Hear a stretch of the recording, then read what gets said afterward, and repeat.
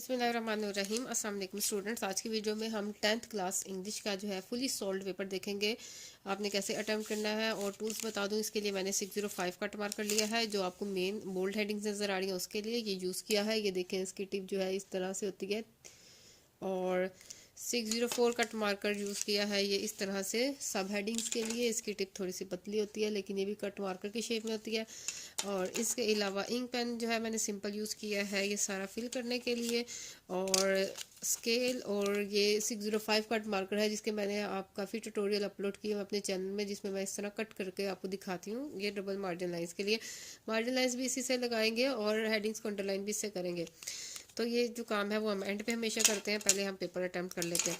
अगर आपकी शीट जो है वो मार्जिनलाइज नहीं लगी तो आप इस तरह से फोल्ड करके दोनों साइड से अच्छी तरह से उसका इनविजिबल मार्जिन बना के आराम से पहले पेपर अटैम्प्ट कर लें। उसके बाद एंड में लास्ट में लाजमी टाइम रखें 5 मिनट के, आप जो है मार्जिनलाइज ड्रॉ कर सकें और हेडिंग्स को अंडरलाइन कर सकें।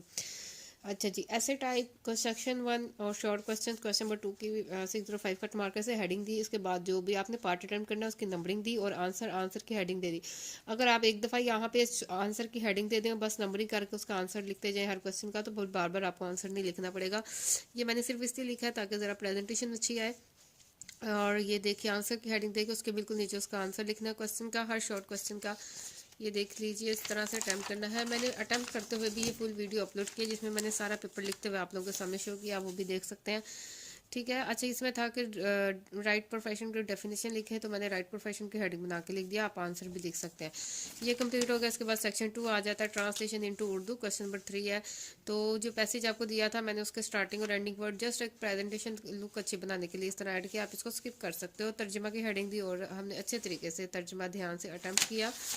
इसके बाद आ जाता है क्वेश्चन नंबर 4, समरी करनी है, ट्राई अगेन, या जो भी आपको टॉपिक दिया गया।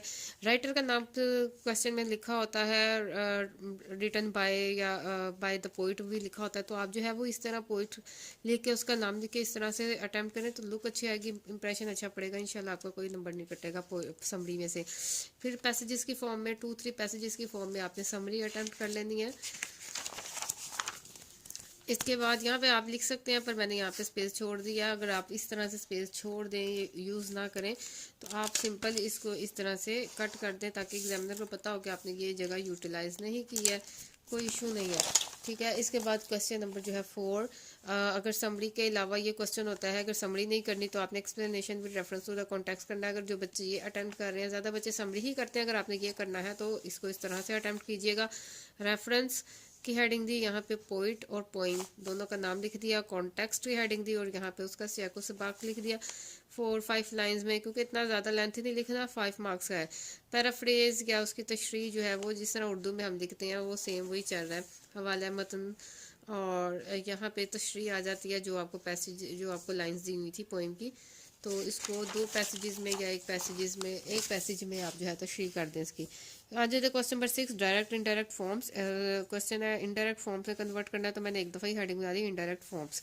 नंबरिंग के साथ जो है वो जो भी डायरेक्ट आपको फॉर्म दी हुई थी उसकी इनडायरेक्ट फॉर्म मैंने करके इस तरह से लिख लिया। ठीक है।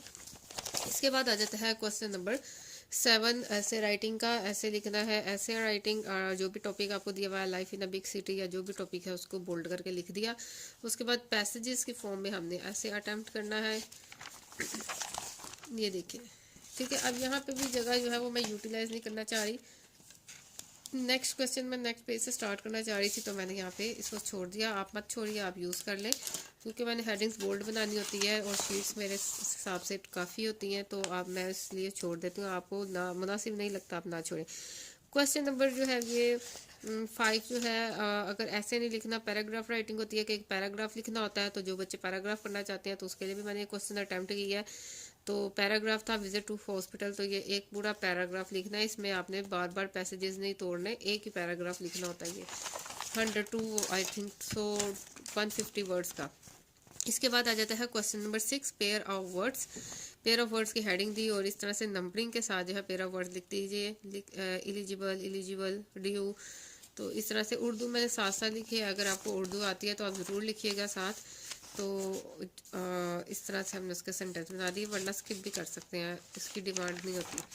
इसके बाद आ जाता है question number 7, translation into English. आपको उर्दू में पैसेज दिया था पैराग्राफ, ये पैराग्राफ दिया हुआ था, इसको ट्रांसलेट करना था। मैंने इस तरह से हेडिंग बनाई पैराग्राफ, पैराग्राफ की स्टार्टिंग एंडिंग लाइन लिखी डॉटेड के साथ, और यहाँ ट्रांसलेशन की हेडिंग दी और यहाँ ट्रांसलेशन कर ली। ठीक है, ये टोटली आप स्किप कर सकते हो, डायरेक्ट ही ट्रांसलेशन टू इंग्लिश की हेडिंग के बाद आप ट्रांसलेशन कर सकते हो। ये थोड़ा सा होता है प्रेजेंटेशन के वजह से अच्छा लगता है, या इंग्लिश मीडियम स्टूडेंट्स के लिए है कि ट्रांसलेशन नहीं करनी, तो आपने कोई भी टॉपिक दिया तो उस पर 10 सेंटेंसेस लिखने हैं।